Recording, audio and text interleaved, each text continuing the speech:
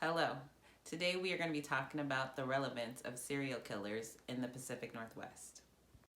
So Jordan, can you give us some background information on serial killers in the Pacific Northwest? Can oftentimes be defined as a person who commits obviously a series of murders, oftentimes with no apparent motive, and they're typically following specific characteristics or predictable behavior patterns that they've shown throughout these murders. There is typically about 5 serial killers per 100,000 people, and I know that doesn't seem like very much, but they do cause a lot of panic, especially more infamous serial killers, and it does create a big impact on different aspects of many people's lives.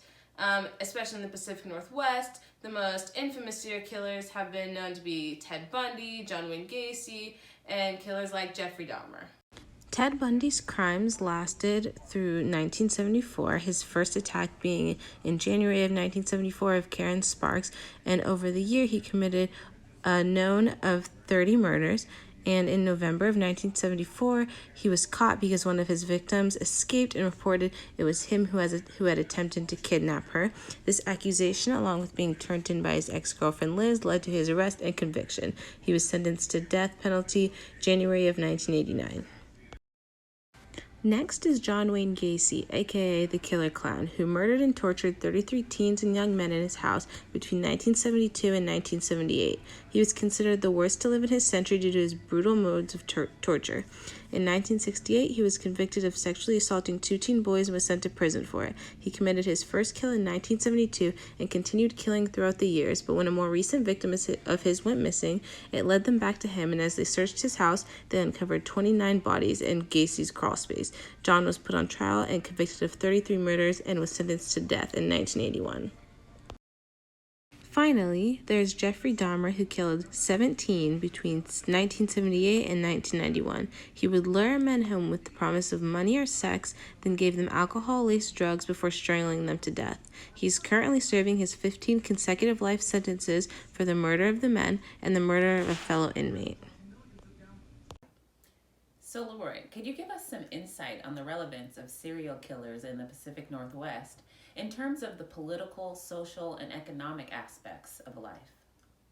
The impact that serial killers have on a society is in 3 key arenas. It's your economic impact, your political impact, and your social impact. Now, in your local economy, there's a lot of businesses and services that are dependent on what we call TaskRabbits, or people that do small, odd jobs for their local community members. Now, when fear has set in and a whole community is gripped by this fear, they're going to be less likely to want to interact with strangers, especially when it comes to allowing them in or around their homes. And that can definitely affect the local economy. Politically, you see there's a charged atmosphere between people that want to grab the reins of the justice and the crime and punishment mantle. And then there's the opposition that is calling for reason. And you can get a lot of very tenuous discourse, especially because the fear that the people are feeling at the time is very palpable and easily manipulated by politicians with their own agendas. Now, when we're talking about the social affect, when you have a population that is witnessing atrocities happening around them, that fear becomes extremely, extremely real for them. And you see this tension in people wanting extreme justice and people that want there to be a more impartial system that handles this justice. And that can cause a lot of tension within a society. And finally, Alex, could you tell us about some future impacts of these serial killers? The relevance of serial killers in the future will remain consistent in terms of social, economic, and political aspects because it's all dependent on frequency and arrest rates of the killers.